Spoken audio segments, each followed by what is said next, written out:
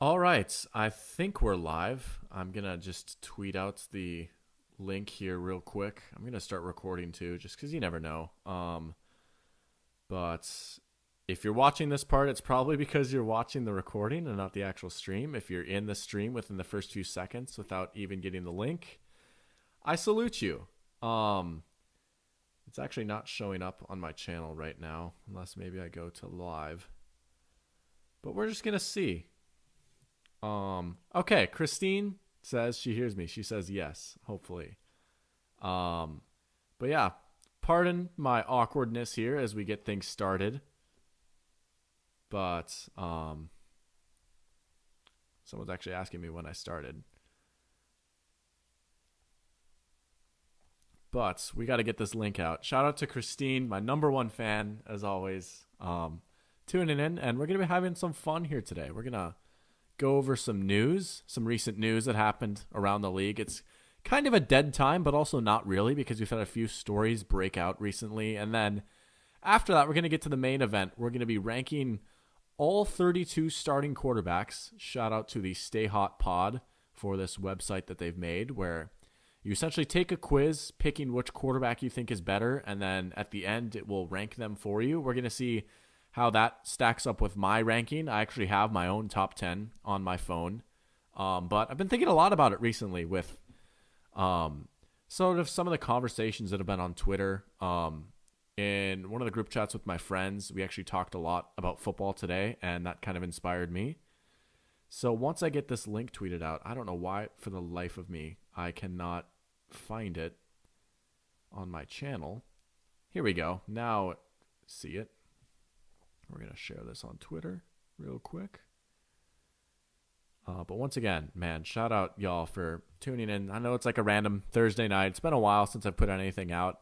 But for content update, I do have a new video coming soon. And I'm actually almost done editing it. And it's going to be a good one. So you guys are going to have to tune in. We're going to be talking about the Jacksonville Jaguars. That is going to be a doozy.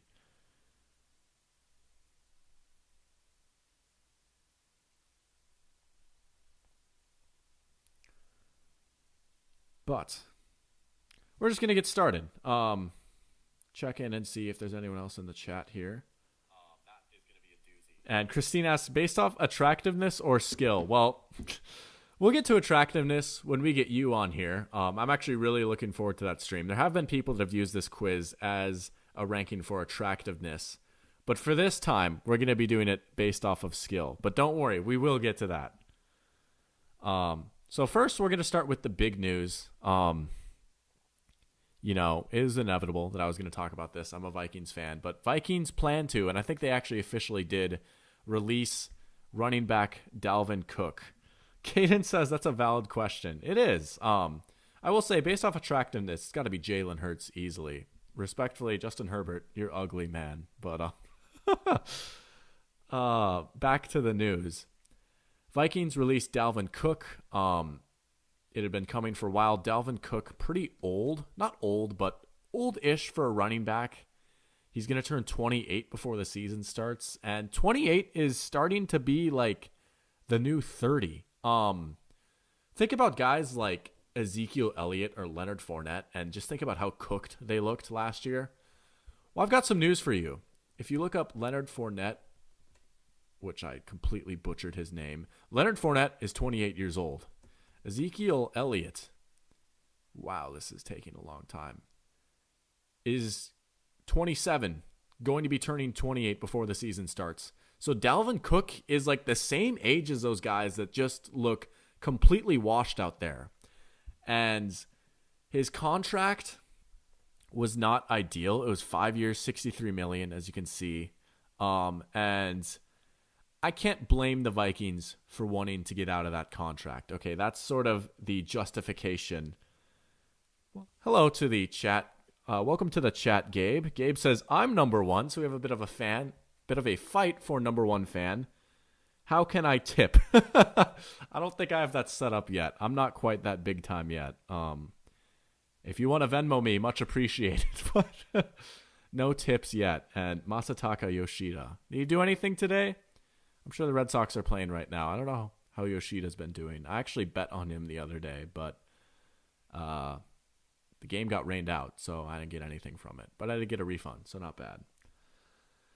But Dalvin Cook gets cut. He had an interesting year last year. You look at his raw numbers, and you look at it and you think, okay, he was pretty good, right?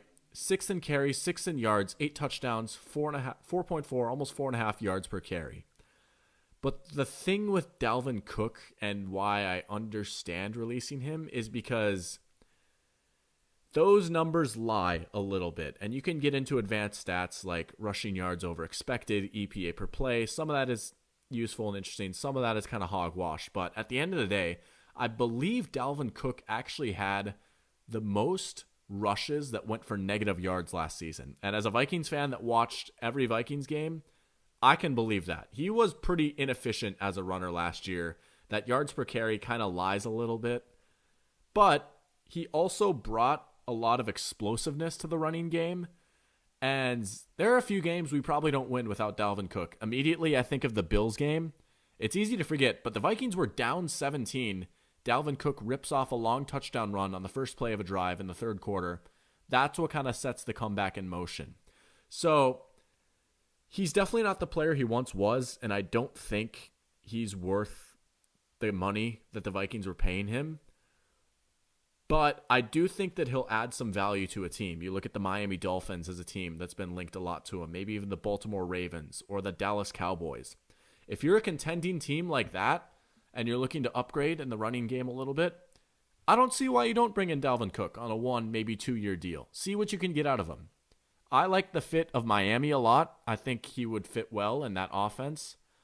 They do have some running backs there already, but it's a Mike McDaniel offense. It's like Kyle Shanahan. They're going to be rotating guys in and out. He's from the area. His family is there. And he actually posted on Instagram, on his Instagram story, a picture of him at Hard Rock Stadium when the Vikings were playing the Dolphins. So, I don't know. I think smart money might be on him going to the Dolphins, and I think that'd be a good fit. Christine says, where do you see him going next? Well, I think the Dolphins is your answer. But shout out Caden for this one. If you want a sleeper team on where he might go to, Denver Broncos. Caden said that he's been linked with Denver for a little bit. And, you look at their roster, it's easy to forget that they have Javonte Williams because he missed most of last year. And I think Javonte Williams is a really good back. But I also could understand wanting to bring in someone like Dalvin Cook to complement him. Williams is more of a powerful runner. He's actually a solid pass catcher, but I think Cook just brings a little bit more of a dynamic element. Samaje Perine is a very slept-on signing. I occasionally forget that they got him. Perine is pretty good too, but this is a Sean Payton offense now. He likes his quicker backs. He likes guys that he can get out in space, and Williams isn't exactly that guy. So I could see how a Javonte Williams, Dalvin Cook combo could work. Now, is that going to make the Broncos a very good team? That's debatable. You can debate on how much of an impact Sean Payton is going to have. They also lost their defensive coordinator. Their defense is pretty good. But the Broncos are a team to watch out for in the Dalvin Cook sweepstakes. But that's the big news from today. We also have DeAndre Hopkins just chilling out here. I haven't really talked about him in length. I tweeted about him pretty much shocked that they cut him and they didn't find any trade partner, but another contract that's kind of hard to take on. And I really don't know where he's going to go, to be honest, because I think the two teams that everyone fixates on are the Chiefs and the Bills. But the problem is if you go on the good old cap machine, let's go on over the cap and look at the Bills cap space. That is not enough for DeAndre Hopkins, right? And they can get creative. People say that the cap isn't real, all that. Maybe they can get creative. But the way things stand right now, that is not enough for DeAndre Hopkins. The Kansas City Chiefs have a similar problem, right? They've got a lot of talent on their team. Their cap situation is even worse. They don't even have $1 million in cap space right now. And they're about to pay a lot of dead money to Frank Clark, who we'll talk about in a second. He changed teams today too. So if either of these two teams want to get Hopkins, which wouldn't be a bad move considering the climate of the AFC, they're going to have to get a little creative and interesting with freeing up money. Now, I'm not going to pull up the cap list because we're going to just talk about this for a little bit. We want to get into the main event, but teams that might be a little bit more realistic for Hopkins, I think the first one that comes to mind is the Baltimore Ravens. It's interesting. Lamar Jackson actually said, go get DeAndre Hopkins and Odell Beckham. Well, the Ravens got Odell Beckham, and just for posterity's sake, I don't know if that's the right word to use here or not, but the Ravens cap situation, despite paying Lamar, is a little bit better. Now, next year, the year after that, they're going to have to get a little flexible with things. You look at this number, it's like, oh, $21 million is a decent number, but that's not factoring in the guys that they're going to have to sign, re-sign, etc., new draft class. But this is an interesting team because you feel like there's just a little bit less of hoops that they have to jump through in order to get to a number where they could afford DeAndre Hopkins. And if they bring him in for 1 year and they say, you know what, we've got Lamar, bring in Odell, Zay Flowers, DeAndre Hopkins, Mark Andrews, Rashad Bateman. I mean, now we're talking about a legit, really scary group of receivers. DeAndre Hopkins is not the player he once was, right? He's not very good after the catch these days. He's not as fast. He's not as much of a separator. But at the end of the day, you're still getting a really good physical receiver that can make plays in the red zone, can make plays on third down, and can be a high-end number 2 or still a pretty good number 1, in my opinion. Gabe says, I hate Pol Pot. Don't we all? Don't we all? And then one last piece of news that we're going to touch on here. The Broncos, poaching from their divisional rivals, they bring in Frank Clark, who has had an interesting legacy in the NFL. He had only 5 sacks this season. Wasn't as good as he's been in other seasons, but he's a bit of a postseason folk hero. He has like a crazy amount of sacks in the postseason. He always seems to make plays in big games for the Chiefs. And I mean, he was a monster at one point in Seattle. It's kind of easy to forget he used to be on the Seahawks, but probably his best years were in Seattle. But the Broncos get another pass rusher. I mean, they lost Bradley Chubb at the trade deadline last year, which, but, whatever. Caden asks, who is that running back that comes back for injury for them? Gus Edwards? With the Ravens, man, everyone was injured last year, and we're going to take a look at their roster. But J.K. Dobbins was injured a lot. I really like J.K. Dobbins. I think he's a really talented back. I'm pretty sure Gus Edwards was hurt at points too. But if we just look at their leading rushers, I mean, Lamar missed, 5 games, and he was still their leading rusher. J.K. Dobbins missed half the season. Kenyon Drake was a Raven. Easy to forget about that. Gus Edwards played in only 9 games. I mean, Ravens are a team that has underrated bad injury luck. It's easy to talk about like the Chargers and the Niners as teams that have been plagued by injuries. The Ravens have really got a bad deal with injuries these past few years, and it's not even just Lamar. I mean, Rashad Bateman missed a lot of time. Mark Andrews missed some time. Marlon Humphrey missed some time. And when they were healthy at the beginning of the season, their offense was firing on all cylinders. These first 3 games, Bateman goes down around this time, I think. But, I mean, Lamar was playing like an MVP. And that's actually going to be a good segue into the main topic, QB rankings. So, this podcast, they actually dropped an episode. I haven't listened to it yet, but they ranked their top 10 quarterbacks. In one of my group chats today, we talked about quarterbacks a little bit. I dropped my top 10 quarterbacks. And so I thought I'd take it a step further. We're going to be ranking all 32 starting quarterbacks, but I'm not necessarily the one just writing the names in. Now, this ranking is based off of who I pick for these questions. They'll pop up a lot of questions, and there's going to be a lot. And at the end of it, it's going to rank all the quarterbacks 1 through 32. And my criteria for this is pretty simple. It's who I think the better quarterback is right now. And I'm taking out team that they're on, situation, coaching, like just raw ability to play the quarterback position, who I think is better. And there are a few things that I factor into that. I factor in arm talent, obviously, mobility, all the basic quarterback traits, and I also factor in intangibles. A lot of people don't like that, and they think that it's skill only, and the line between intangibles and just overall team success being help from coaching staff, the overall roster is kind of blurred. But if you know me, you know I actually believe that it is an actual thing. Maybe not like to the point where it's like in the movies, but intangibles, that it factor, like I truly do believe it. I think that it can separate some good quarterbacks from some great quarterbacks, and that's going to be reflected in this ranking. But first, we'll answer this question from Gabe. He says, what rebuilding team regime do you believe has the greatest chance to succeed, and which one do you think is doomed? Well, that's a tough question. One team I'm actually really curious to follow over the next few years is the Arizona Cardinals. If you watched my draft stream, you'll know that I was in love with a lot of the moves that the Cardinals made. They really prioritized future draft capital. They're in a unique situation where they know they're going to stink, and they're essentially just going to tank. And I got to tell you, this is a good draft class to tank. There's pretty much two routes they can take for this next draft, right? Everyone thinks, if they get the first overall pick, do they draft Caleb Williams and trade Kyler, or do they keep Kyler?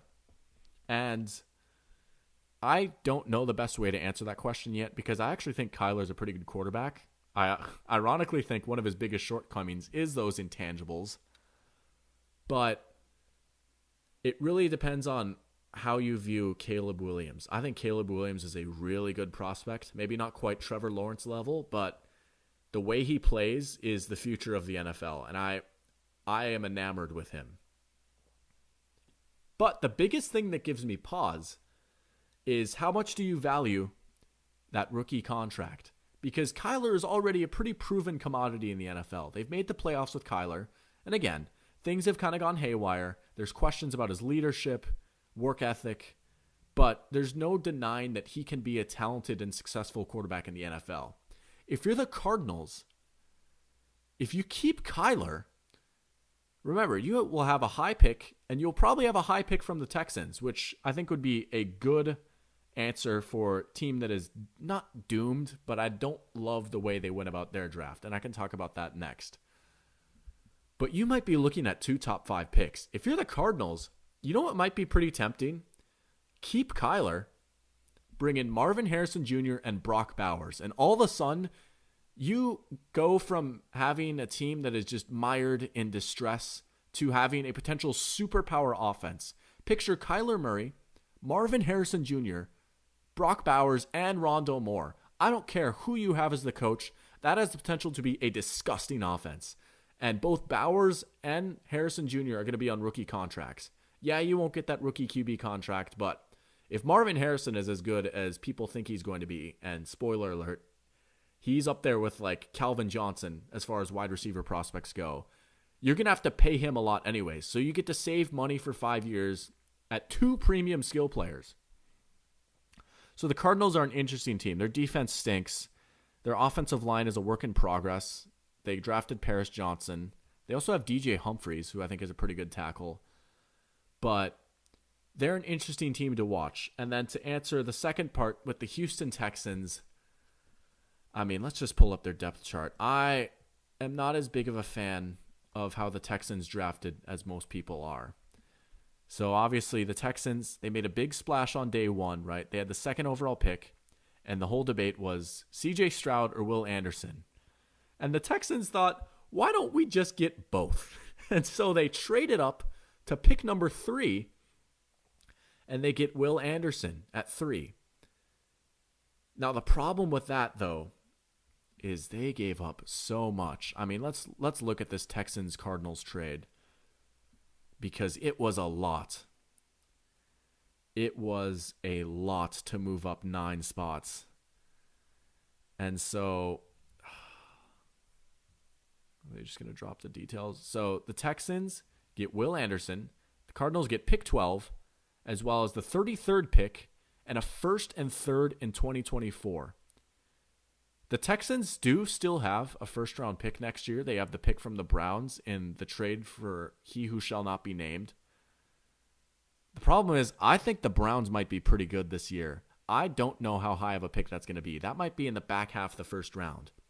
The Texans might not pick very high next year. And to be honest, looking at this roster, I still think they, dare I say, might finish last in this division. I mean, you bring in CJ Stroud, who's an interesting quarterback prospect. He's not quite at that high of a level of guys like maybe Caleb Williams, Trevor Lawrence, Joe Burrow even. And he's just not really set up to succeed very well. I mean, I like Dameon Pierce at running back. But look at these receivers. He goes from throwing to guys like Marvin Harrison Jr., Chris Olave, Garrett Wilson, and now Nico Collins is your number one. Maybe Robert Woods. Robert Woods was not good last year. John Mechie, Noah Brown.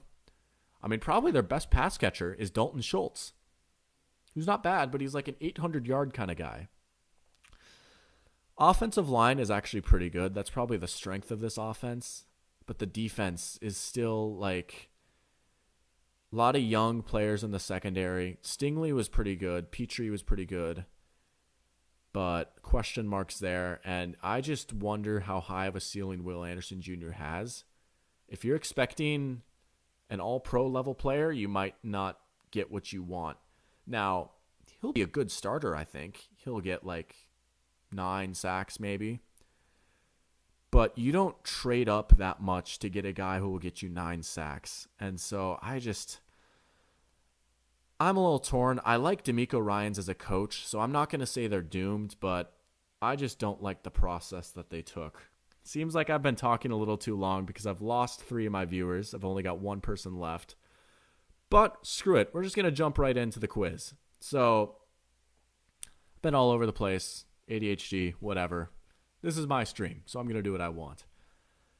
So, I went through my criteria. In case you missed it, just who I think the better QB is right now. I'm not factoring in age, future, anything like that. Just who I think the better quarterback is. So without any further ado, let's get started. We're going to start with an interesting one first. Justin Herbert or Jalen Hurts? I'm kind of in that train of thought where I think Herbert is a little overrated. I know he has a lot of haters on Twitter. He's one of the more polarizing players in this league. You have a group of people that hate him, I think, a little bit too much, and you have a group of people that defend him with their lives. I think he's a very talented quarterback, but I also think he's very inefficient, and a lot of metrics will show you that. He's 16th among starters in EPA per play last season. He was like 23rd amongst starters in yards per attempt. He was in the bottom half, I believe, in passer rating. Not bottom half, but not top 10 in passer rating. He puts up a lot of yards, but he throws the ball a lot. He misses some guys. There's a lot to like about Justin Herbert, but I do not see him as a top 5 quarterback. I have him in my personal rankings at 8, I believe. Whereas Jalen Hurts might have a bit more of a beneficial situation around him.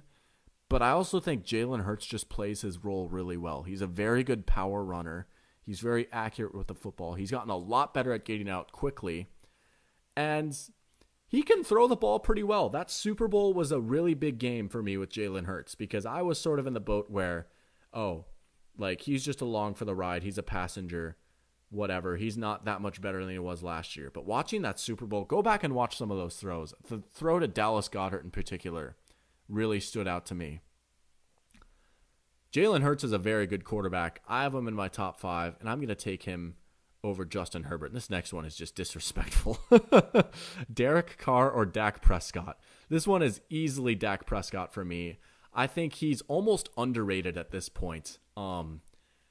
People harp on him for the interceptions last season, but if you go back and look at Dak Prescott's career, he actually has one of the lowest interception rates of all time. And even with the pick-heavy season this year, for some reason, I don't know what happened, he just got a little more gunslinger. He's still, for his career, he has one of the lowest interception rates of all time. He's been very productive under different offensive coordinators.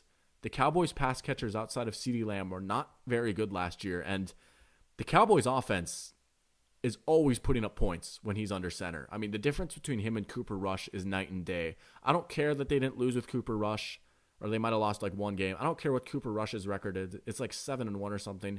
Dak Prescott is objectively the better quarterback, and he is comfortably top 10 for me. Next one is Desmond Ridder and Baker Mayfield. Good Lord. Welcome to the AFC South, everyone. This one is tough. I'm going to go with Ridder at this point. Mayfield just looked destroyed last year. I actually have been a Baker defender for a while, but last year was just inexcusably bad outside of a few games for the Rams. I've had the Bucs as like a team that might be better than people think, but I don't think it's going to be because of him. I think it's because of the rest of the roster. This is a big year for Ridder, though. He kind of needs to prove it a little bit. Next is Sam Howell, Andy Dalton. Very random combination. Part of me wants to go with Sam Howell because I really liked what I saw from him in the Week 18 game against the Cowboys. But it's also only one game. And Andy Dalton quietly had a pretty good year for the Saints last year.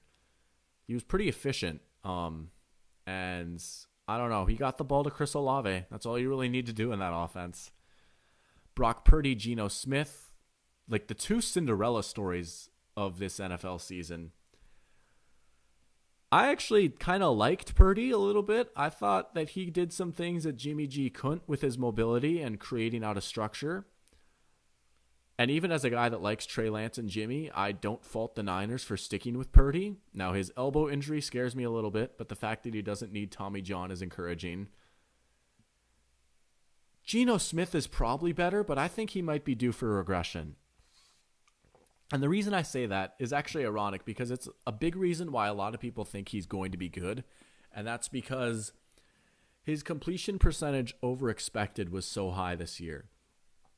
And while that sounds pretty good, this is just me being stupid maybe. Like while that sounds pretty good, I just feel like there might be some regression in that statistic. You look at the receivers that he's had, and he'll have them again this year, granted, but he's got DK Metcalf, Tyler Lockett. Now they add Jackson Smith and Jigba. I realistically don't see how much better here the Seahawks can be than they were last year. That being said, I do think he's a better quarterback than Brock Purdy. I would have Geno probably in like the 13-14 range, though. Now we have Taylor Heinicke and Trey Lance. And I feel like I just have to go Heinicke based off the fact that we know what Heinicke is and we don't know what Trey Lance is. I think Lance absolutely has a higher ceiling. I've said it before and I'll say it again. I like Trey Lance in the right situation. And I think there's not really a more right situation that you can get as a quarterback than the Niners. But it's also interesting the fact that the Niners are so dead set on Purdy over Lance when they see Lance in practice every day. So I don't know. He's the biggest mystery in the NFL for me. But I'm going to go Heinicke. I like the way Heinicke plays. He just kind of has this F it, chuck it type of mindset. I respect that. This one, we're not even going to talk about. Come on. Mahomes is the best quarterback in the world. And quite frankly, it's not even close. Like, the gap between him and the next guy is like this. He belongs in a tier of his own for so many different reasons. When I get into TikTok, I'll make a TikTok on how Patrick Mahomes' most recent season is his best work, and he still might be getting better. But that's what we call a little teaser in the industry. We're going to save that for later. Now we've got the Bama QBs, Mac Jones and Tua Tagovailoa, and I feel pretty confident going with Tua here. People like to knock Tua, call him a system QB, and while that's kind of true, at the end of the day, you still got to make the throws. Tua is one of the most accurate quarterbacks in the NFL. He really kind of reminds me of Drew Brees a little bit in the way that he plays and the role that he plays in that offense. And I don't know, I like Tua. Now, there is the health concerns, as Caden is foreshadowing. He says Tua needs to retire, and I would respect the heck out of him if he did.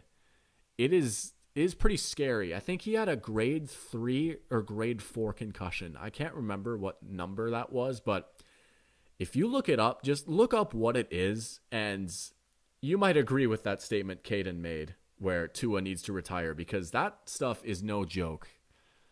Now we've got Anthony Richardson and Jordan Love, and Caden is saying Love. Oh, see, both of these guys are mysteries. Jordan Love has played a little bit more, and I actually kind of liked what he showed me this season. He played in one game against the Chiefs 2 years ago. That was the famous Aaron Rodgers, I'm immunized game. And he was not good in that game, but he was pretty good against the Eagles when he came in relief. I might go Love for this year, since this question is just for who would I want right now. But I'm slowly starting to fall deeper in Love, if you see what I did there, with Anthony Richardson. I think his ceiling is just incredible. I think his floor is higher than a lot of people think. And I really want to see what Shane Steichen can do with him. Shane Steichen did a lot of good stuff with Jalen Hurts, developing him as a quarterback. I would love to see what he can do with Anthony Richardson, because he's objectively the most athletic quarterback ever. And he's got a cannon of an arm, and he's big. He is built like Micah Parsons at quarterback. So I don't know. If Anthony Richardson is good, it is going to be so much fun. And I'm rooting for it. But I'm going to go Jordan Love if I have to pick right now. Caden says, realistically, Richard has a higher ceiling, but I think Love has a higher ceiling based off what he showed and sitting behind Rodgers. And I will give you the fact that he's had time to marinate. But I also wonder just how willing of a teacher Aaron Rodgers was based off how he exited Green Bay and how he's kind of ironically turned into Brett Favre a little bit. But Love does have a high ceiling too, and people forget that. There's a reason he was drafted in the first round, and it was not because of his production in college. It was because of what he could become. And he also has a big arm, and he can move, and he's big. We're going to go with Stafford and Murray now. See, these guys are both hurt. Stafford's elbow injury scares the heck out of me. I think if it wasn't for that elbow injury and it was just he missed time last year, I would have comfortably gone Stafford because I like Stafford. But I am actually a little concerned about Stafford's elbow. It was a problem going into the season. And remember, when he played this year, he was not good. Go look at his numbers. He was not good in the games he played this year. So I might go Kyler, which sounds crazy, but I honestly think Kyler Murray might be a better quarterback than Matthew Stafford because of that elbow injury at this point. And of course, that's assuming Kyler's healthy too, which that's always an issue with him. But I don't know. Give me Kyler over Stafford. Now we've got Justin Fields and Jared Goff. Welcome to the NFC North. I'm going to go Goff. Fields is still pretty unproven to me. He is a dynamic runner, but he holds on to the ball a really long time. He struggles to go through his reads. A lot of the same problems that Ohio State quarterbacks have. And getting DJ Moore should help. But I need to see more from Fields. Goff showed me a lot last year in that I think he can be a borderline top half starter. Now, secretly, I would love for the Lions to stick with Jared Goff because I'm going to be honest, if the Lions just went in and said, screw it, we wanted Lamar Jackson this offseason, they're like a legit Super Bowl threat. With Goff, their ceiling a little lower. I'm sorry. But I still have them winning the division. And that's a lot for the Lions. Rodgers and Kirk, come on, man. I know this whole Aaron Rodgers is washed thing has been going around. Caden calls him hippie trash, which he's an interesting character, but even in his worst season last year, Aaron Rodgers still at least 3 times a game would just have those holy crap type of throws that really very few people in the history of this league can make. I think you put him in New York now. You hope that he's a little more bought in. He's back with his buddy Nathaniel Hackett. And, Garrett Wilson is an upgrade at receiver for him. I don't see why Aaron Rodgers isn't back to a top 8 quarterback in New York unless things go terribly wrong, which could happen. We saw it with Russell Wilson last year, but it's Aaron Rodgers, man. He's probably the 6th greatest quarterback of all time in my book. Sorry, Kirk. We'll get to you more later. Now we've got Russ and Jimmy G, as Christine says, Steve Carell dupe, and he's gotten that comparison a lot in his career. I'm also, don't mind me, I'm going to move my desk back a little bit.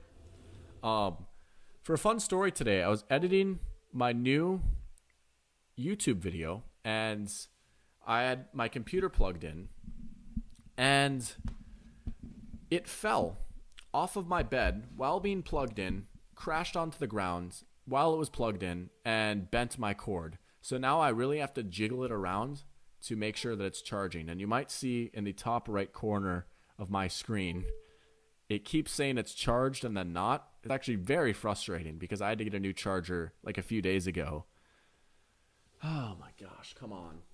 Caden says, yeah. He knows how to throw a ball. Looks like someone is a little disgruntled with how Rodgers left town. I don't blame you, man. Aaron Rodgers is kind of a weirdo. I can't blame you one bit. But I'm trying to plug in my computer now because that battery is draining quickly. Oh, come on. Sorry about this, guys. There's always something going on, as you guys know. But worst case scenario, we'll figure this out when it's a more appropriate time. But now we've got Russell Wilson and Jimmy Garoppolo, the two quarterbacks from the famous, I think it was 12-11 Sunday Night Football game from last season. Call me crazy, but I'm going to go Jimmy G here. And Russ just looked so bad last year, and I think a lot of it can't be fixed by Sean Payton. Some of it can, because I really like Sean Payton as a coach.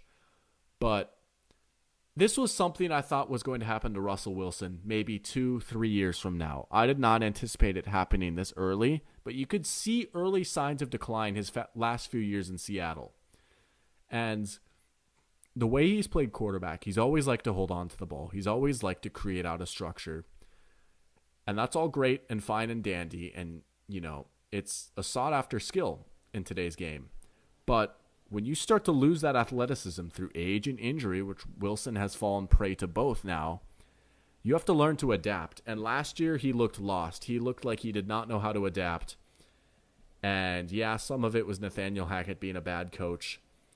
But Jimmy, again, another guy, you just know what you're going to get. And I actually really think Jimmy, if he's healthy, which he might not be if you've been following the news, but if he's healthy, I kind of like him in this Raiders offense. Back with Josh McDaniels, he's got Devontae Adams. They bring in Jacoby Myers. I don't know. The Raiders are going to be feisty. Kenny Pickett, Joe Burrow. Jack, I know you're not watching. Maybe you'll watch the recording later. I know you love Kenny Pickett. I kind of like Kenny Pickett too. He's feisty. He's fun. But Joe Burrow is he's my third best quarterback. And then we have my number 2, Josh Allen versus Davis Mills. I mean, come on. Get out of here.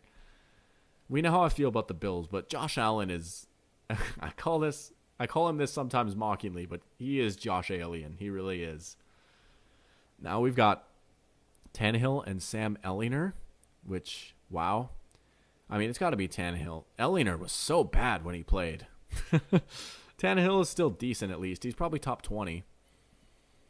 But the Titans might be looking to get rid of him soon. CJ Stroud, Trevor Lawrence, I mean, a little bit of foreshadowing for my next video, but let's just say I really like Trevor Lawrence and what he and the Jaguars have going on. I feel like Trevor Lawrence is going to end up pretty high on this list. Jacoby Brissett and Daniel Jones. This one is a lot closer than people might think. Jacoby Brissett was really, really, really good last season. Go watch his tape. Go look at his numbers. Jacoby Brissett kind of balled out a little bit. Honestly, he could probably start on some teams. I would have loved to see him in Washington, for example, even though I kind of like the upside of Howell. Jacoby Brissett on the Commanders would have been a fun fit, I think. I still got to give the edge to Daniel Jones, though. He's very athletic, which is slept on, probably because he's a white guy. Is he worth the money that the Giants paid him? No, probably not. But he fits the offense pretty well. Dable does a good job getting the most out of quarterbacks. And, I mean, hey, they won a playoff game with him. That's got to count for something. And, they kind of set it up so he doesn't have to do too much. But he's pretty good at not doing too much, but also not messing things up. Caden says Madden God for Jacoby Brissett. I don't know what EA's devs were thinking, but they made him into a beast for no reason. And now we've got Deshaun Watson and Lamar Jackson. And this is going to be Lamar Jackson for me. I will rank Watson fairly on here. I'm not going to be one of those people that's like, well, I'm just going to put him at 32. Like, is he the 32nd ranked person on this list? Absolutely. But objectively, there's just no way he can possibly be as bad as he was last season. He's been out of football for almost 2 years. And I said earlier, right, I think the Browns might be pretty good. If Deshaun Watson plays close to the level he played with the Texans, the Browns are probably a playoff team. That is one of my spicier takes. They have a very good roster. But I'm going to go Lamar. Lamar might be in line to go insane this season with that improved wide receiver core I was talking about earlier. We'll see how Lamar ends up on here. I think I have Lamar at 7 on my actual list, but he might crack the top 5. He might sneak in. Derek Carr, Justin Herbert. Got to be Herbert pretty easily. Herbert and Prescott, though. See, when I call Herbert overrated, I'm not saying Herbert is bad. I'm not calling him garbage. Like, he's obviously a very good quarterback. I'm a Vikings fan. I would kill to have Justin Herbert on my team. But what I'm saying is that he's like at the level of Dak Prescott and not Josh Allen, if that makes sense. I really think that these two players are about even. You could really go either way with this one, man. I think I am going to give the slight edge to Herbert, but it is close. But that, I mean, I really think that those two might end up back-to-back on this list. I think they're back-to-back on mine. Sam Howell, Baker Mayfield. I mean, Howell has a better impression in my mind, but he's also played exactly one game in the NFL versus Baker Mayfield. I don't know. Baker Mayfield had that shoulder injury, though. He's not been the same since then.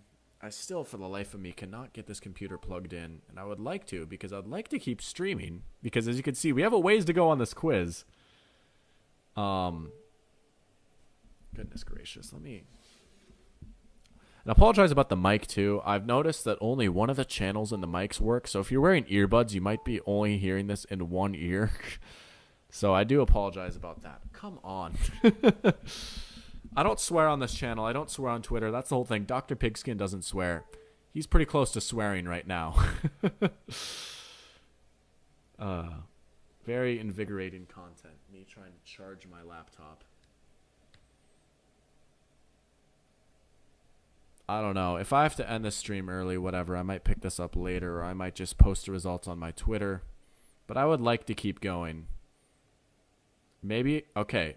So I have my hand on the cord right now. I have it turned up, like bent upwards. I'm going to take it off and see if it stays charging. I'm a little scared it won't. Oh, yeah. All right. All right. We're so back. All right. So Sam Howell, Baker Mayfield.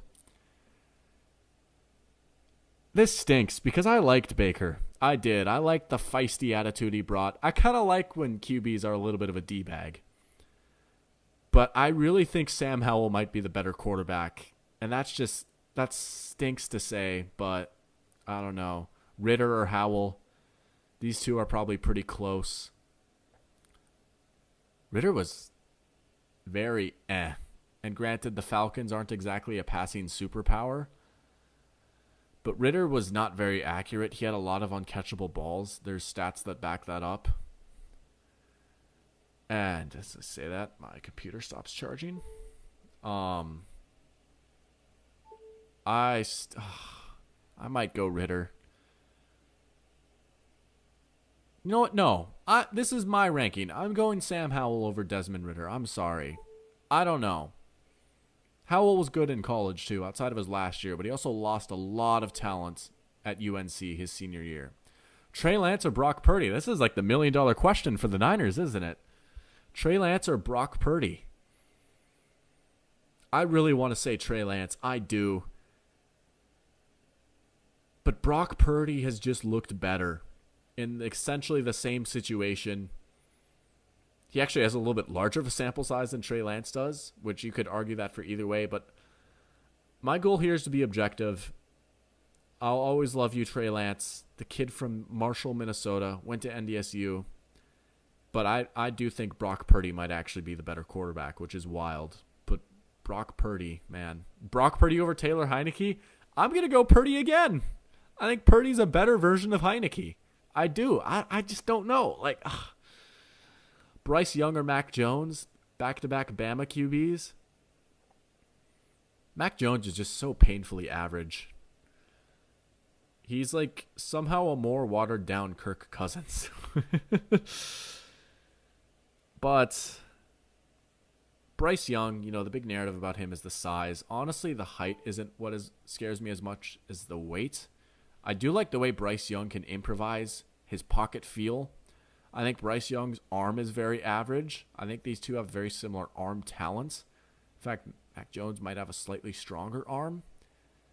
But I like Young's mobility and pocket feel enough that I am going to go with Bryce Young. And I'm going to go Tua over Bryce. I mean, I gave my Tua spiel. It's the NFL either 1 or 2. He was either leader or second place in passer rating. I mean, Dolphins' offense was just unbelievable when he was healthy. They took a step back when he got hurt. That's important to remember. Tua over Bryce for sure. We're not even going to talk about that one. Stafford or Richardson, I'd probably have to go Stafford. We'll go Stafford over Love too. Stafford, I just would like to see how Stafford looks this season, because if he plays a few games, then I'm comfortable saying, oh yeah, Matthew Stafford is still good, because I've always had a high opinion on him. But if he looks bad again, then it really just might be that elbow injury ruined him. Kirk over Fields. Say what you want about Kirk, and I say a lot, but he's still probably the best quarterback in that division. And the Vikings' passing offense might actually be pretty fun, as I just kind of answered this question. I still do have Kirk over Goff, although it's close. Some Vikings fans won't like to admit that, but honestly, it's pretty close between these two. I don't know. They're very similar in a lot of ways. I think they have similar ceilings.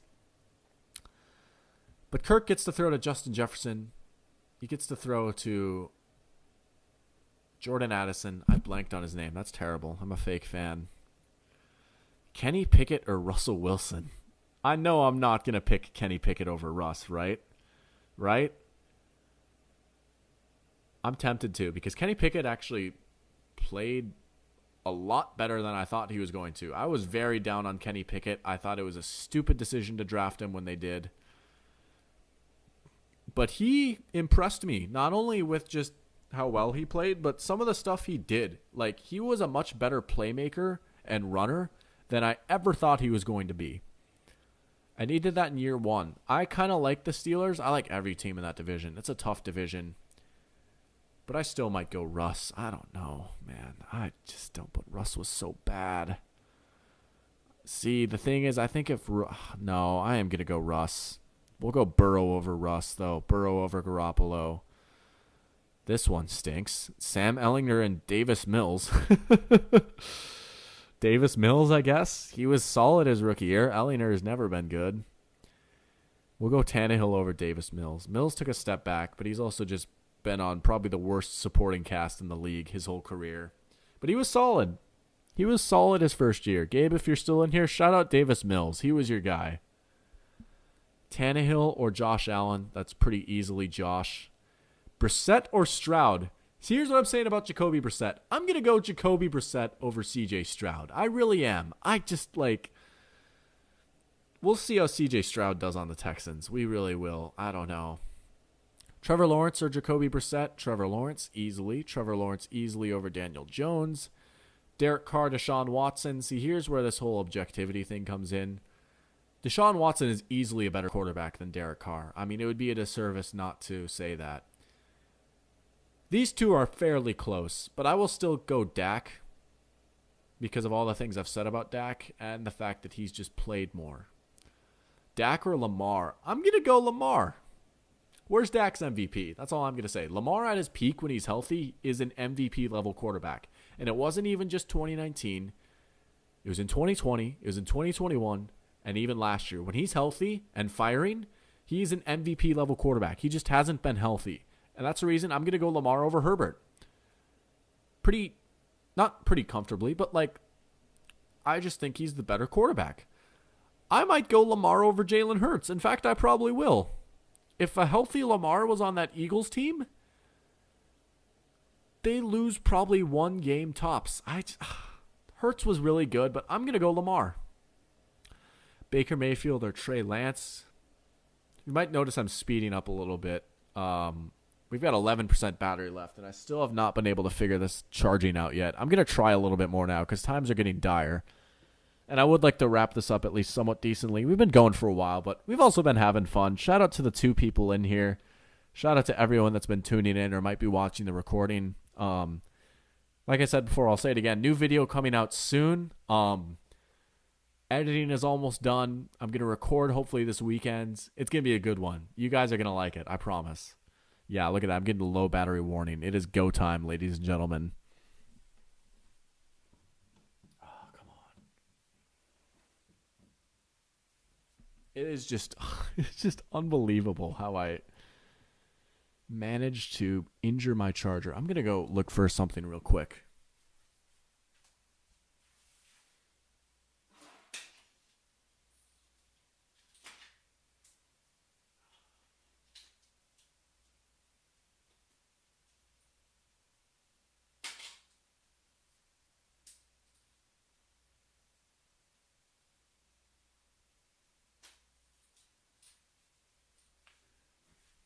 So what I have with me is my old computer charger. You might notice it's the official Mac one, and it's a little busted up. We're gonna try, because why not? We're getting desperate. It's worked before. I should have just gotten a new charging cord. Honestly, if I would have known I was gonna stream today, I would have.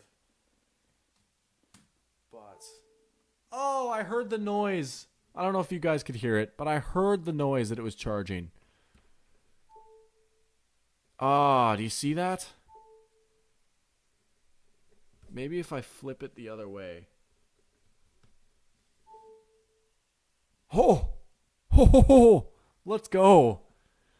See, I'm so glad I can charge my computer because now I can tackle the important questions in life. Like, who's a better quarterback? Trey Lance or Baker Mayfield? Trey Lance. More upside. More talented, I think. Baker just is shot. Christine says, someone needs to start a GoFundMe to get him a new charger. Ain't that true? Like I said, I may not have an option to tip, but my Venmo is Eric Tionkson. So I won't say no. That's my motto. I won't say no. Caden says it made the noise. Make the noise. If you know, you know. That's my dog right there. Desmond Ridder or Trey Lance? Probably Ridder. I'm all over the map with Desmond Ridder. Sometimes I think he can be solid. Sometimes I think he's just not that great. I'll go Ridder. I'll be nice. Ridder or Heineke? Ooh. See, here's what's funny. I think Heineke might be the better quarterback. But these two guys, they're on the same team. And Ridder's the starter. I think Heineke's better. I kind of like Heineke. He's a dog. Heineke or Howell. Howell's replacing Heineke. I mean, the Commanders are going Howell because of a higher ceiling. But again, give me Heineke. Heineke or Dalton? Sorry to kill the streak, but I'm going to go Dalton. At the end of the day, like, as fun as Taylor Heineke is, and I do have him maybe in that, like, 21, 22 range, like, he's also a very lucky quarterback. Like, I don't know how he wins some of the games that he does. He just chucks it up, and sometimes that's all you need to do, but I don't know. Brock Purdy, Andy Dalton. Give me Brock. Brock on, baby. We like Brock Purdy on this channel. We do. Richardson or Mac Jones?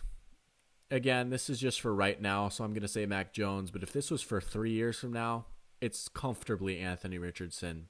Probably. Ooh, this one's a little closer. I'm still going to go Mac Jones, but it's the same scenario where, like, give it some time and Love probably leaps him. Stafford or Mac? I'm going to go Stafford. Stafford or Bryce Young? See, I just don't know where to rank Stafford. Like, let me show you something. This is the first time we've done this here on this quiz. Like, Gospel of Matthew. Matthew Stafford. When Matthew Stafford played the Super Bowl year, he was unbelievable. He had 41 touchdowns, right? Kind of gets swept under the rug for some reason. Stafford has always been a great quarterback. It's actually not the first 41 touchdown season he's had.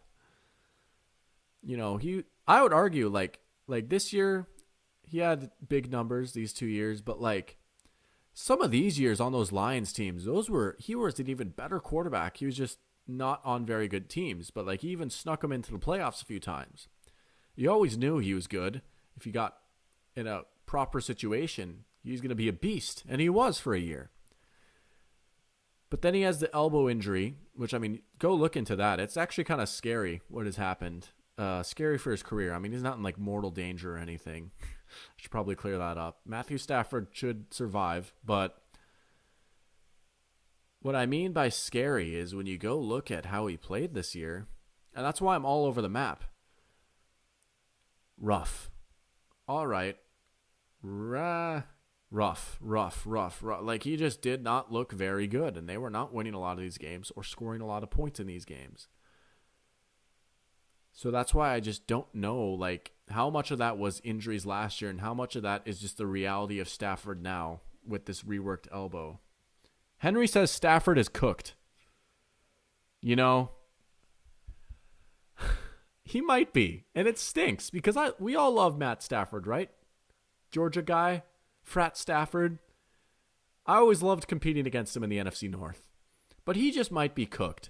But can I say Bryce Young is a better quarterback than him? Maybe. I do like my Panthers. We'll answer that question in a sec, Henry, and I'll respond to your comment, Caden. We are going to go Stafford. I just don't know, man. Show me 4 games of Stafford this year, like in 2023. If I can get a quarter of a season of Stafford this year, I will have a better understanding of where he's at. Because like I said, if he goes out for 4 games this year and he plays well, it's like he's back. Like, he's back. He's still good. But if he doesn't, then I'm ready to say he's cooked. Henry says, how many games does Stetson play this year? Stetson might sneak in and play a game or two. He really might, which is wild to say as someone that has watched Stetson Bennett play since 2019 and remembering how bad he looked when he would come in for Jake Fromm. But Stetson Bennett might actually take NFL snaps. I'm going to say the over-under is at 1.5 for games played. I might take the over. It would not shock me if Stafford got hurt and Stetson had to come in. They drafted him for a reason. And I think that Stetson Bennett is interesting because he could have a Colt McCoy type career, and that, like, you don't necessarily want him as a starter, but get him in as a backup. And if your starter goes down, Stetson can play 4 games and you'll be competent if your team is decent enough. Caden says, you single-handedly made me hate Brock Purdy by saying Brock on. Well, guess what? In the words of a wise man named OS3, it's Brock Star season. Let's go, baby. I love Brock Purdy. I don't know. I just love this Niners team. Stafford or Tua? Give me Tua. Come on. Tua over Kyler, too. We support Tua on this channel. Speaking of Tua, this is actually a bit of sadder news. I don't know if you guys have seen this, but the account Tuanon is a parody account on Twitter. Like, you know, might know, like, Anonymous, like the hacker or whatever. But Tuanon, they were like a parody account of Anonymous that supported Tua back when everyone was like calling Tua bad and stuff. Well, the creator actually, I think he passed away. His name was Eric Carmona.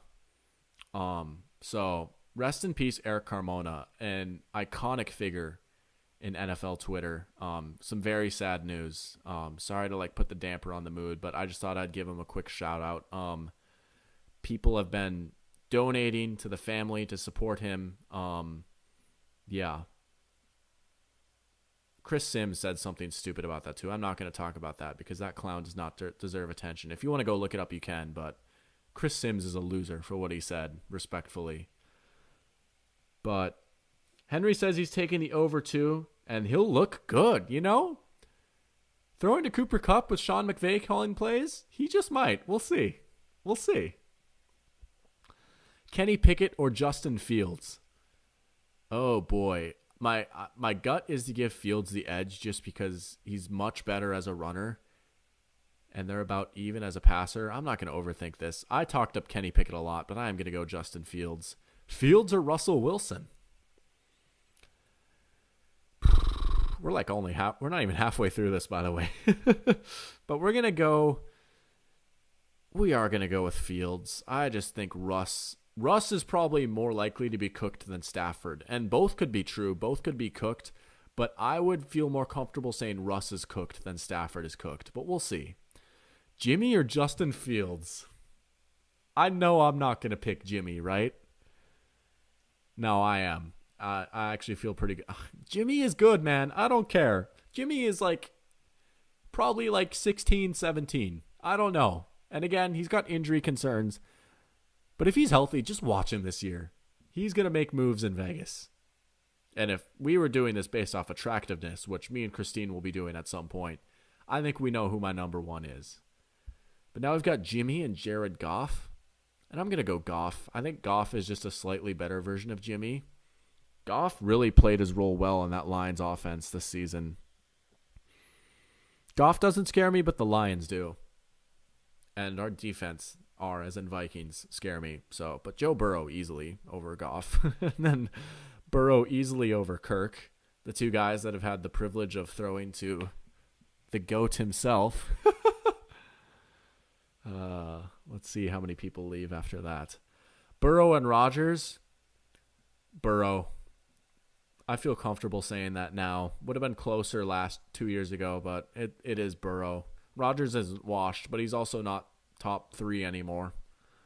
Stroud or Ellinger? Definitely Stroud. I mean, Stroud is interesting. Stroud's going to be taking Davis Mills' job, as he should. Stroud is a better quarterback than him. We'll talk about CJ Stroud, though, because we haven't talked about him a whole lot yet. Stroud was very productive in college. He went to Ohio State, had a lot of talent around him, and he played in a friendly system, and that's usually the big knock on Ohio State quarterbacks. They've got insane receivers, and they play in a friendly system. The big thing with Stroud, I don't think Stroud has an insanely high ceiling. I don't think he has, top 3 ceiling. I think Stroud's ceiling is, Dak Prescott-ish, which is pretty good, actually. But it's not a guarantee he's going to hit that ceiling. I like what CJ Stroud showed in the Georgia game. Against the best defense in college football, he balled out. And the big thing he did was something he didn't normally do in college, and that was he created, and he was a playmaker. And I keep saying it, I sound like a broken record, but that's an important skill to have in today's game. And in the biggest stage against the best team he will ever face in college, he showed that off. And, a lot of people asked, why did he wait to do that until then? Where was this all season? And I actually had that question answered for me listening to the Mina Kimes podcast the other day, where she asked Ryan Day, at Media Day, Ryan Day is Ohio State's coach, why was CJ Stroud not doing that? And Ryan Day pretty much said, well, that's just not our system. We never ask him to do that. He's supposed to just get the ball out quick. We always have a receiver open. There's really no need for him to do it. We just tell him don't do it. But in that game, he had to do it. So I think he can show us a little bit more of that in the NFL. Is he better than Ryan Tannehill, though? These two players are actually fairly similar, which might not be the most instantaneous comparison you think of, but their playing styles are a little similar. I still might go Tannehill, though. These rookies, I'm not super high on this rookie class. I don't know. Tannehill or Brissett? This is another close one. I am going to go Tannehill, though. I'm not going to have Brissett crazy high. Tannehill or Daniel Jones? Also similar players. Those sneaky athletic white quarterbacks. Oh, boy. Daniel Jones. Yeah. By a hair. Daniel Jones or Josh Allen, the Brian Daboll guys. Come on. Josh Allen. Here's one that I will comfortably say Josh Allen. But what I want to talk about with this is that I think that these two players actually are very similar too, in the fact that they're both massive, have massive arms, and they can move. Do not sleep on Trevor Lawrence's mobility. He is an athlete with a capital A. He can throw on the run. He can scramble. And again, he's a big guy, so he's a tough guy to bring down. I will say Josh Allen, but They're very similar players. And again, I mean, more foreshadowing. Look out, because this man is going to do big things next year. And this might be a different conversation at this time next year. We'll see. But for right now, give me Josh. Caden says Tannehill sneaky good. He is. He's had a good career. Like, he's made some good playoff runs with the Titans. He actually had a few good years with the Dolphins. Was he worth the 8th overall pick that the Dolphins used on him? Probably not, but he's had a good career, and sometimes that's all you can ask for. He's been in the league a long time, been very successful. Yeah, he's a good player. He'll be remembered fondly by 2 fan bases. That's something you can hang your hat on. Baker or Derek Carr? Wow. Derek Carr. Derek Carr should be good enough where the Saints will probably be my pick to win that division. He was shockingly bad last year. I had Derek Carr as like an MVP dark horse going into the year after getting Devontae Adams, but it became apparent very early that he and Josh McDaniels were just not a good match schematically or as people. They are about polar opposites as far as personalities go. So I love Derek Carr on the Raiders. I've always liked the Raiders as a franchise. I loved how much he wanted to be a Raider for life. But it was a wise move for those two to move on. And I think he'll be a little better in New Orleans. Derek Carr, Trey Lance. Derek Carr. Derek Carr is a good middle-of-the-road starter with upside for a little bit more. And he's going to be thrown to some decent receivers. Chris Olave, Michael Thomas, maybe. If he can ever stay healthier on the field. Maybe this is the year he finally does it. I like Shaheed a lot. Is it Rashid or Rashid Shaheed? I sound like such a poser not knowing how to pronounce his name, but like I've seen some stuff from him that I've liked. We'll go Carr over Ritter. I think Carr is the best quarterback in that division. Carr over Howell. They're just asking me all the Derek Carr questions right now. He's better than all these guys.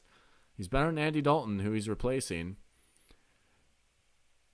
Yeah, he's better than Brock Purdy. Is he better than Geno Smith?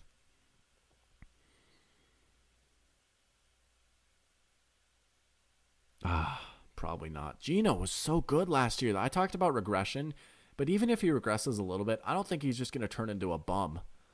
Like, Geno was just genuinely very good last year. Do not slander Desmond Ridder, Eric. Hey, Henry, you know what? First of all, I'm not the biggest one slandering Desmond Ridder here. No, I'm just messing with you. But I gave the spiel a little bit early on Desmond Ridder. I just don't know. I waffle on him a little bit, and that I just don't know if he's decent or not. And when that's the question, is if he's decent or not. So I liked him as a 3rd-round pick coming out of college. I talked him up a little bit. I thought, hey, maybe he could be a solid starter. And granted, he played in 4 games. And again, like I said, the Falcons' offense is not exactly ripe for passing success. That's just how they do things over there, which I can kind of respect. But, I just don't know. He had 2 touchdowns in 4 games, and they both came in the last game against a Tampa team that wasn't trying to win. I don't know, man. He's athletic. He might be the worst quarterback. No, he's not the worst quarterback in that division. That's Baker, but he's easily 3. Caden says, gonna be honest, don't know who Desmond Ridder is. Out of Cincinnati. He was on those Cincinnati teams that one of them should have made the playoffs, and then the other one did, and they got wiped. But he was on some really good University of Cincinnati teams. He's the Falcons' starting quarterback. He was a rookie last year. Going into year 2, people are just trying to figure out what they have with him, because the Falcons have made some moves where their offense looks a little better now. We're just going to see how he turns out. Geno Smith or Deshaun Watson? Sorry, Geno. Deshaun is better than you. He just is. Again, can't condone what he's done off the field. But if we're going to be honest and objective here, Deshaun Watson is probably a fringe top 10 quarterback. Kenny Pickett or Anthony Richardson? Again, this is just for right now, so I'd probably say Pickett. But talk to me in 3 years. I really want to see how you turn out. Maybe you'll go down in flames. It's possible. But I don't know, man. He could be like a star destroyer at quarterback. It would be awesome. Kenny Pickett or Jordan Love? See, this is where it gets interesting because I feel like at this point the quiz knows like, okay, Patrick Mahomes is at 1. Like it knows where I want like the guys like Mahomes, Allen, Burrow. So now we've got a bit of some interesting matchups. Jordan Love or Kenny Pickett is one of them. I might go Jordan Love. I actually think the Packers are going to be legit contenders in this division. I have them finishing second in the NFC North as of right now. And Love will be a big X factor. If Love exceeds expectations, they could steal that division. Don't sleep on the Packers, people. I'll talk about that more later. I mentioned getting into TikTok a little bit. I've got some ideas for that, but don't sleep on the Packers. Just some little bite-sized content for you guys. I know you guys are starving. You know I love you guys. Russell Wilson or Jordan Love? I've got nothing in my brain when it comes to this. I might say Love. I don't know. Russell Wilson's going to end up pretty low on this list. These two, I'll go Fields. Fields or Mac Jones? My gut is telling me Mac. Fields might take a leap. We'll see. I don't know, man. Fields is dynamic, though. Like, his running is worth something. People use running quarterbacks, like running as a knock, but running is worth something. And as the NFL becomes closer and closer to the college game, quarterbacks like Justin Fields, even if they don't develop as much as passers, they're going to be viable options under center. I've convinced myself to go Fields, but we'll go Bryce Young over Fields. I think Bryce Young is a very polished, pro-ready quarterback. Bryce Young will probably be better than CJ Stroud year one, which I get the feeling I'm going to click Bryce Young and it's going to say Bryce Young or CJ Stroud. Bryce Young will be better day one. Stroud probably has a slightly higher ceiling. No, it's going to go Bryce and Jimmy. Why do people believe in Love when he has done nothing but sit on the bench? Well, you see, again, this is a very small sample size, and stats don't tell the full story. So if you want on your own time, you can go look it up. There are two things that essentially make me believe in Love. Now, one is like the tools he showed in college, and yeah, his college production wasn't very good. He had a lot to clean up in college, and that's why he sat on the bench. And again, you know, he's sitting on the bench because Aaron Rodgers was their quarterback. But what really intrigues me about Love is this, and this might not look like much. It's only 9 pass attempts. But if you go watch this game against the Eagles, mind you, maybe the best defense in football, top 3 for sure. I mean, he was money. And again, it was like a quarter of action, right? It's a very small sample size, and he's been this mystery man where we haven't really known a lot about him. And I'm saying this as a Vikings fan. Jordan Love could end up being good. I also think that the Packers are just very good as an organization at developing players. I don't know. And again, like, he was solid against the Lions too. Left a little to be desired, but you know, he's shown enough on his tape, even in like these games from his rookie year. There would be a few plays every game where you see it and you think, okay, I see the vision a little bit. Now, is he going to continue the trend of Green Bay having Hall of Fame quarterbacks? Please, no. Please, I beg you, no. But I could see him turning into a good starter. I don't know. That's just me. I would love to see Jordan Love's downfall as a Vikings fan, but as an objective observer of football, I think they might have something. And it might not be incredible, but they might have something. Jimmy G or Bryce Young. I actually might go Bryce. See, again, with the rookies, it's tough because we haven't seen him in the NFL, and this is more projection than anything else. No, I'm going Jimmy. I'm sorry. I am. I'll go Stafford over Jimmy, though. Stafford or Goff? Ooh. Do I dare say Goff? I might. Lions fans everywhere are going to be rejoicing because, yeah, we won the trade. Which, I mean, I guess you guys kind of did. Which is, no, you didn't win. Everyone won the trade. What am I talking about? The Rams won a Super Bowl.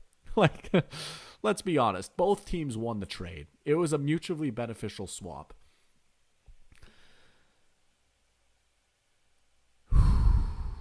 Give me Goff. Yeah. Kyler or Goff? Give me Kyler, though. That I will say. Kyler or Kirk? Ooh. I might go Kyler again. He's just like, he's so talented. And again, the intangibles leave a little bit desired. But even with that, I think if you put Kyler Murray on the Vikings last year, what really changes? If anything, he gives an extra element of explosiveness in the running game and being able to buy time, be a playmaker. But we will definitely go Rodgers over Kyler. We'll go Rodgers over Tua. Like I said earlier, I will have Rodgers fairly high. I don't think he's washed. He's just not probably top 3 anymore. We'll go Mahomes over Rodgers. Mahomes over Burrow. We'll go Baker over Ellinger. Ellinger's probably going to get last. He just was so bad. We'll go Davis Mills over Baker. Trey Lance over Davis Mills? See, Davis Mills has had the better career than Trey Lance. But again, who do I think is the better quarterback? I still think it might be Trey Lance. He gives you that high floor with his running ability. We'll go Stroud over Lance. Ritter or Stroud? We'll go Stroud. Stroud or Howell? Stroud. Stroud's on a little bit of a streak here. Stroud or Dalton? A little bit closer. Stroud. Yeah. Stroud or Purdy? Uh-oh. Nah. Yeah, we'll go Stroud. If Stroud was on the Niners, he would essentially be the same, if not maybe a little better than Purdy. As much as I've hyped up Purdy for his playmaking, at the end of the day, watching him play, I mean, a lot of it is just Kyle Shanahan working his magic. They schemed so many receivers open. It's really incredible what he can do. We'll go Stroud. We'll go Carr over Stroud, though. Like, Carr, I think, is a middle of the road, like 16-ish starter that gives you maybe upside where he can have a season where he's like 11. Carr's had a pretty good career. I like Derek Carr. And we'll go, for that reason, we'll go Carr over Brissett, Carr over Tannehill. We'll go Carr over Daniel Jones. I don't know. Daniel Jones is just so to me. He did tear my Vikings up in the playoffs, I will say, but didn't take much. Our defense was so bad. Lawrence over Carr, Lawrence over Geno, Lawrence over Watson, Lawrence over Dak. Here. I was waiting for this one. Both of my agendas are merging into one here. We've got the Herbert is more like Dak, and we've got the Trevor Lawrence prop agenda. So, these two long-haired quarterbacks, obviously they met in the wild card game, right? And it was a tale of two halves. First half, Lawrence, he throws 4 picks. Chargers jump out to a 27-0 lead, and then we know the rest. Trevor Lawrence, 4 touchdowns in the second half, leads the comeback. Outside of the comeback, the comeback was obviously a big part, but Trevor Lawrence just simply was better than Justin Herbert in this game. And yeah, you can say he threw the 4 picks, but first of all, go watch the picks. One of them was off a deflection, which granted, still maybe shouldn't have made that throw. 2 of them were legit, and then one of them was a clear pass interference or defensive holding that the referees just didn't call. And again, without spoiling too much from my video, Jaguars made a few second half adjustments, and once they figured out what the Chargers defense was doing, they just blew their doors off. Whereas for the Chargers, their 27-0 lead, it was really built on the back of their defense. And a lot of people like to say, oh, we'll blame the defense for the blown lead, and this guy gets a free pass for it. Might I remind you, though, 4 interceptions in the first half. The defense did that. 3 of the Chargers' touchdown drives in the first half started in the red zone because of those turnovers. Like, they scored 3 points in the second half. If the Chargers even turned those 3 points into a touchdown, which they had the chance to, Herbert missed an open throw, Chargers win that game. We're not even talking about the comeback. We're talking about how, the Jaguars gave them a scare at the end, but they closed it out. I just truly think you can argue that Herbert is slightly more gifted, but even that might be debatable. But Trevor Lawrence just plays the quarterback position better. He's more efficient. He's more decisive with the football. His arm is probably just as good. Similar size, similar athleticism. Give me Trevor Lawrence. I was mean to Justin Herbert there. I'm sorry. I'm not like a Justin Herbert hater. I don't like the Chargers, but whatever. Trevor Lawrence or Jalen Hurts? This one is very close. I might be irresponsible and say Lawrence over Hurts. I mean, I've made it very clear how high I am on Trevor Lawrence. And this is not even an indictment on Jalen Hurts at this point. I think if you had Jalen Hurts in your top 5, I have no problem with that. Very good quarterback.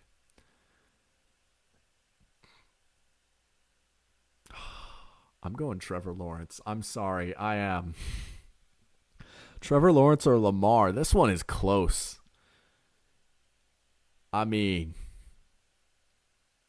come on. Like,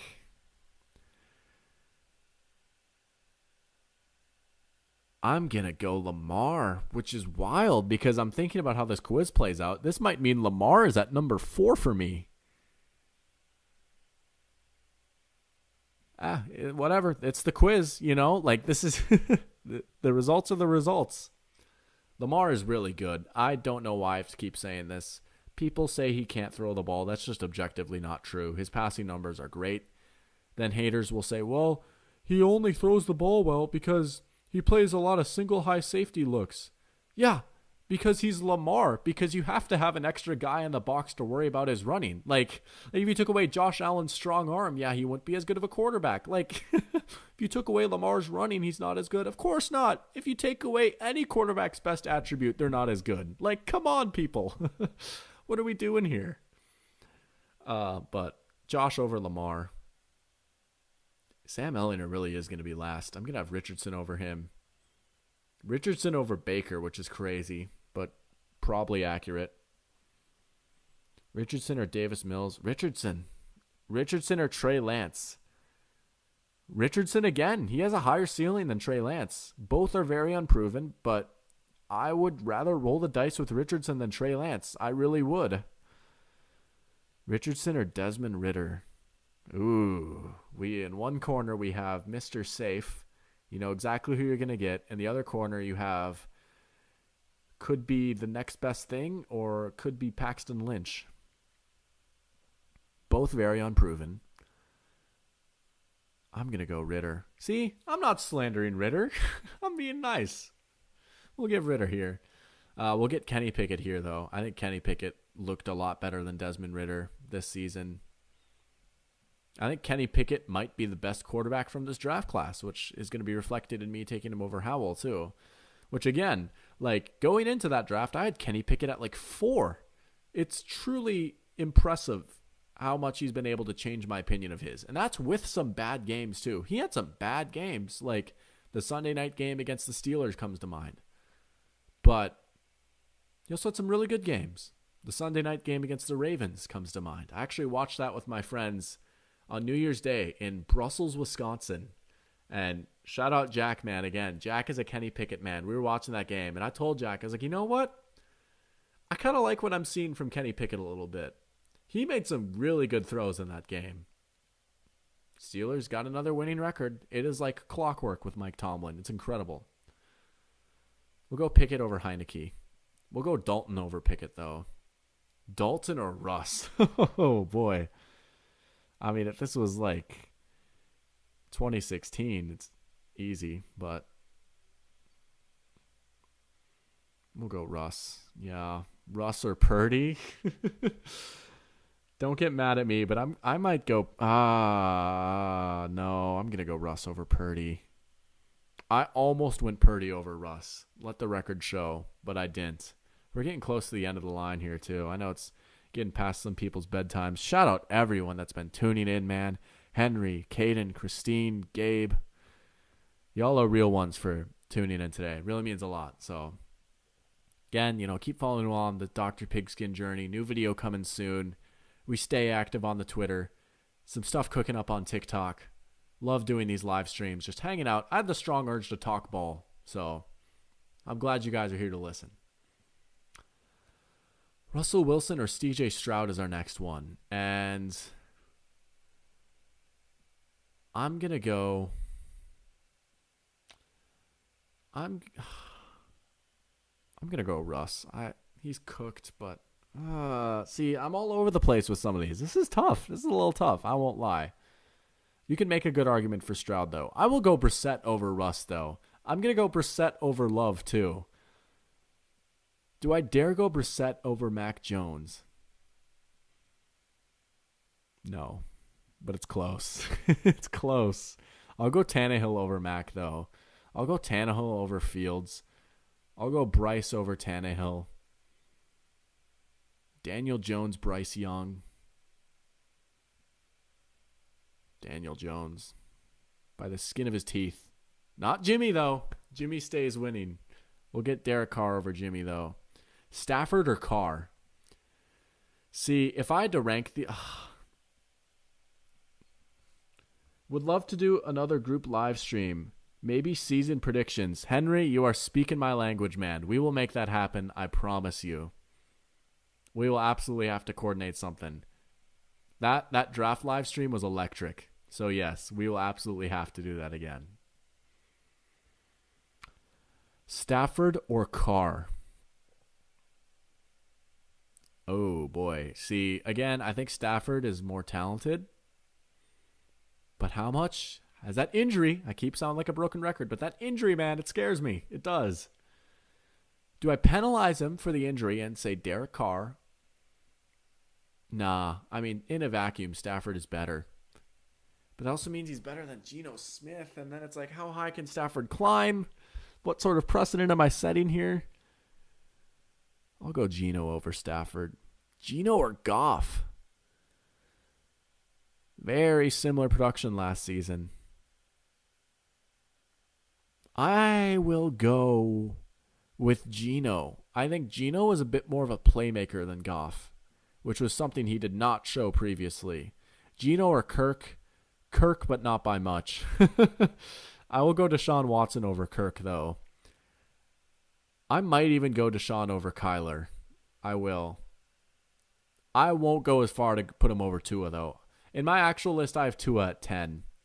Dak over Tua. Rodgers or Dak?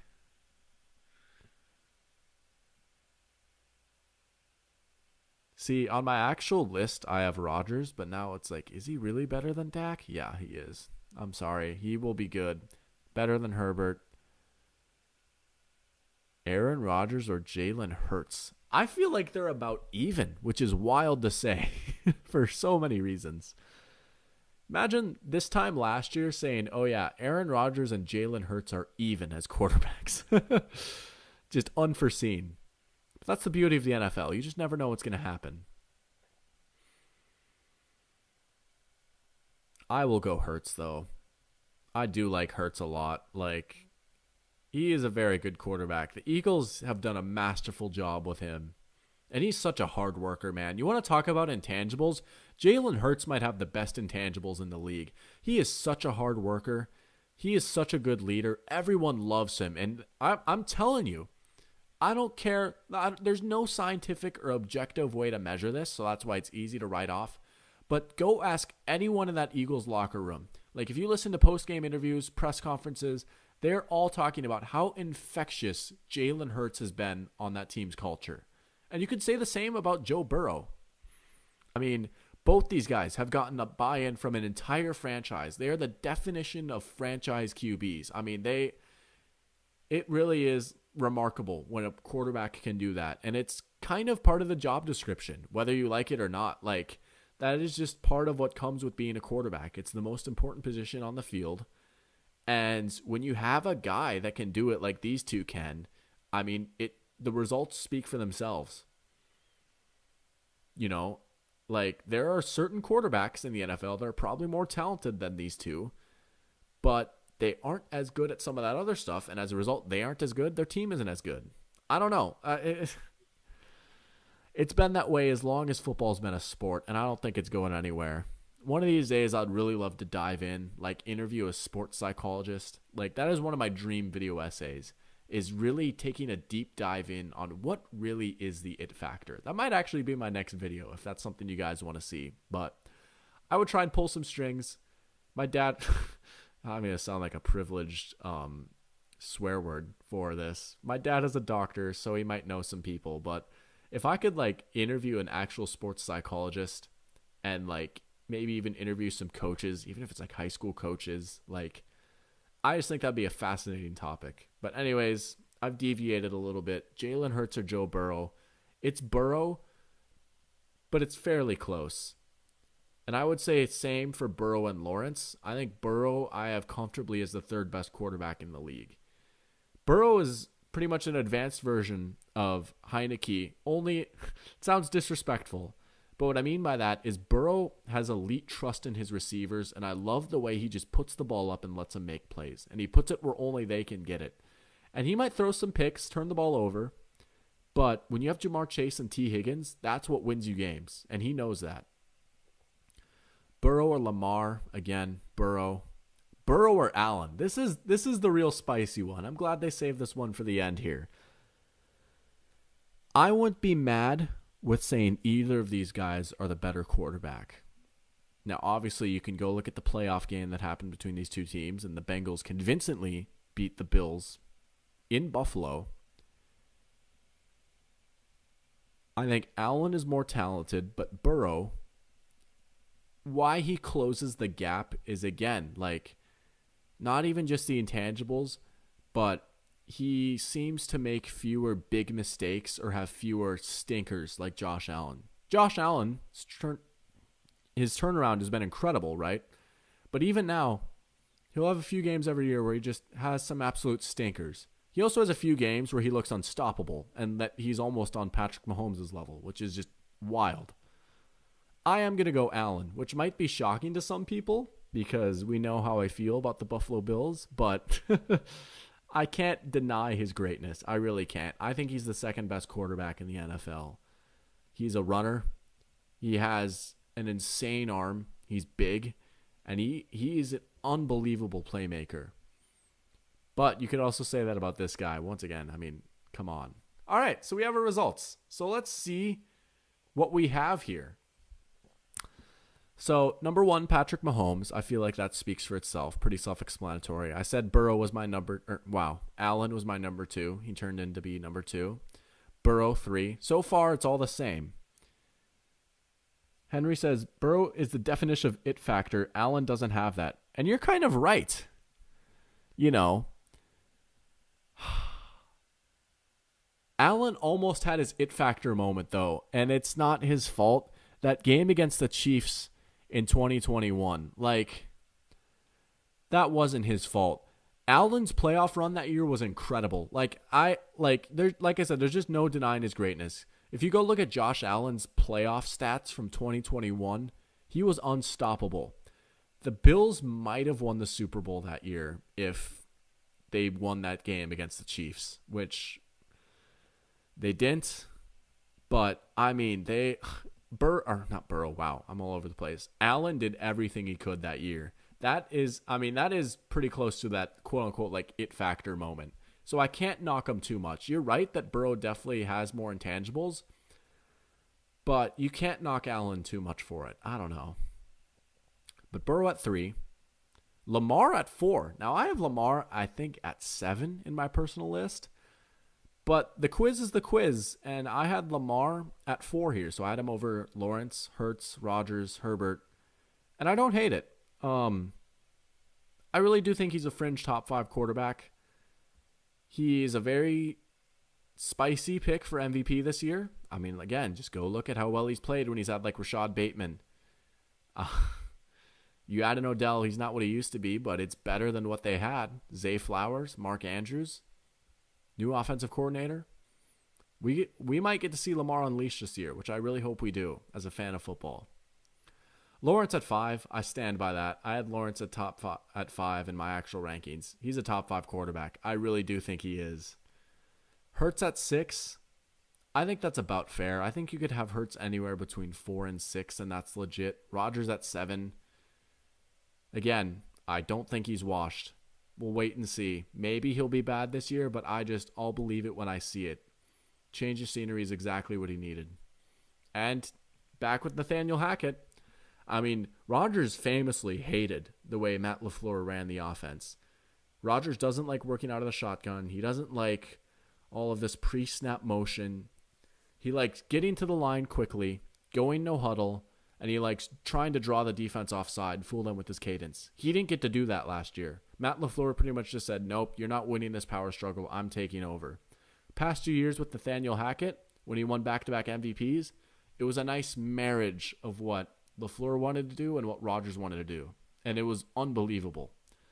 So I think back with Hackett now, we might see a little bit more of that Rodgers back to doing what he wants to do. Better receivers. He actually wants to be there, allegedly. We'll see. You can't tell me Rodgers is not a top 10 quarterback. Herbert at 8, I think that's very fair. Again, Justin Herbert is very good. 8th quarterback. That's great. I would kill to have the 8th quarterback on my team, you know? And he has the room to go up. Maybe in a year from now, we're talking about, okay, Herbert has broken into like this area. It's very possible. New offensive coordinator in Kellen Moore. They draft Quentin Johnston. You're hoping. Now, Chargers never seem to get this, but you're hoping for some more health. They had a lot of injuries on the O-line. A lot at wide receiver. There's talent around him. He's talented. It would not shock me if he jumps up a little bit. But as of right now, I have him at 8. I do, just based off what I've seen in his career. And I think that's fair. Prescott at 9. And again, I think these two, they're very similar as far as their career arcs and who they are. But again, Prescott, people calling him overrated now. I don't know, man. Like, he's just always been so good. And the Cowboys are just such a better offense with him. 2 at 10. Deshaun Watson at 11. And he's another guy. He's probably the most volatile one on this list in that he could easily break into here. But if he plays like he did last year, he's going like right here because he was so bad. I mean, Brissett was just so much better than he was. Kyler Murray, I would be shocked if he plays this year. You know, they say he might come back by November. I don't know why you'd want to if you're the Cardinals. You know you stink. Just keep him out of there. Then you decide you want to trade him or keep him. But he is a top half quarterback for sure. Very talented one. Kirk at 13. I think that's very fair. Again, I said this in my Kirk Cousins video. When people say Kirk is a borderline top 10 QB, numerically speaking, yes, you are correct. If he's at like 13, yeah, he's 3 away from the top 10. But he's also lumped in this category, you know? And I think that's legit for who he is. He puts up numbers. He's very great at a few things, and he struggles mightily at a few things. And he's also getting older. Geno at 14. I mean, what an incredible story. I love Geno Smith. The fact that he's the 14th best quarterback in the NFL, at least according to me, according to this quiz, like, that's awesome. Jared Goff at 15. Okay. Pretty much just right above the top half of starters. In fact, there's actually 38 quarterbacks, so I lied when I said I was ranking 32. Stafford at 16.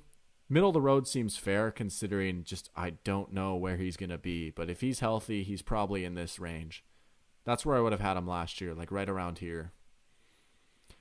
Carr at 17. Okay, I mean, yeah. Jimmy at 18. This is an interesting one. Jimmy in the top 20. Maybe not on everyone's list, but again, he's another player. Like, he does a few things very well. He does a few things not so well. But if you know what you're getting with Jimmy and you build an offense around it, he can win you a lot of games. And it's not an accident how many games he's won. He's so accurate, quick release. I have him over Daniel Jones, which is wild. I don't know if there's any Giants fans in here that will see this. They might have a bone to pick with me. I don't know. I think Daniel Jones at 19 is pretty fair, though. Bryce Young at 20, our first rookie. I did call him the most pro-ready, so that checks out. Panthers, don't sleep. Could make the playoffs. Very good defense over there. I like their offensive line and running game. They just need a little bit more out of their receivers. That does scare me a little bit, but we'll see. Tannehill 21. Fields 22. Mac 23. Brissett 24. That's correct. Brissett is not a starter. Brissett has got to be the highest ranked backup on here, right? Easily. But I love Jacoby Brissett. And I think him being like the 24th best quarterback in the league isn't insane. Brock Purdy's actually pretty low, which, I guess, legit. Jordan Love 25 over Russell Wilson. But again, fair. CJ Stroud 27. Brock Purdy 28. And he is another injury question mark. I really want to see him play. Dalton 29. Kenny Pickett 30. Oh, that's so tough. I kept calling Kenny Pickett like, oh, he's so good. And yet he still ends up at 30. That might be a little mean to him. I don't know. Heineke 31. Howell 32. Oh, no. Desmond Ridder 33. Desmond Ridder 33. We have a starter. We have a starter, ladies and gentlemen, that is not in the top 32. And again, if I had to re-rank this, I might change that. Oh, no. Well, we have another starter outside, but at least he's a rookie. But, oh, Desmond Ridder. Sorry, Falcons fans. I don't know what to say. Maybe average more than half a touchdown a game. Richardson at 34. Trey Lance 35. The two mystery men. Davis Mills 36. Baker Mayfield was not last. Yay. He's another starter. Poor Tampa. We'll see. Their roster's good, just not this. And Sam Ehlinger at 38. Just like I knew he would be. Last place. I don't know, man. That's all I got for me today. My neck is starting to get a little sore from leaning forward and talking so much. I had a lot of fun doing this. I hope you guys enjoyed this too. I'll take any questions or comments for the last few minutes before we go. So if any of you guys have anything you want to ask me, it could be about anything. It could be about this. It could be about anything football related, about the channel, about me, how I've been doing. Yeah, fire away. I see 3 of you in the chat here. But feel free to let her rip. Thank goodness we have the computer charging now. But it's almost bedtime for your boy. But I will sip my water. I almost said swig and sip. We're gonna lean back a little bit. But again, that's really all there is to it. Yeah, this is my YouTube page if you want to see. Again, with the foreshadowing, a lot of Jaguars stuff in here. I'm going to be talking about the Jaguars a lot. Here's actually, this podcast is the one that made this quiz, and this is the episode I was referring to. Again, I haven't watched it yet. They have some interesting takes on there, but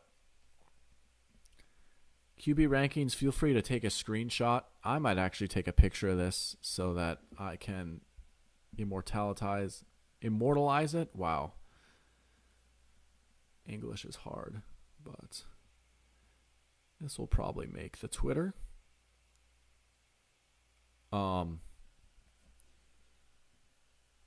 But yeah, I feel like we're just killing time at this point. So I am probably going to go and wrap this up now. I'll check chat one last time here. Christine says, when's the new video coming out again? Well, I've got some good news for you, Christine. So what's going to happen is when you get back in town, we're going to record it, right? We're going to record the parts with me on camera. We're going to edit it. Caden, if you're still in here, then we're going to get in the lab a little bit. I'm going to show you how I operate a little bit. And then it's going to be up. So I'm hoping for maybe even Monday or Tuesday. I think that's going to be my goal, is that by Monday or Tuesday, this new video will be up. And again, like I said, it might be a little bit long. We might be looking at a little past 20 minutes, but I promise you guys, it's going to be a doozy. I've got a lot I want to say. I poured my heart and soul into this one. So please check it out if you're interested to see what I'm thinking about what's going on in Jacksonville. So with that terrible joke, I'm going to wrap it up. Henry says, thanks for doing this, Eric.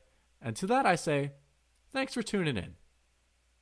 Even if my audience is 3 people, 4 people, I like having an audience. I like talking. I would talk if there's no one in here. So thank you, Henry, Christine, Gabe, Caden, and anyone else that might have tuned in for another Dr. Pigskin live stream. We're going to call it quits. You see OBS up. Here is my setup. Thank you guys all. Have a great night. I can't wait to see you all again soon. And sometimes, I just know.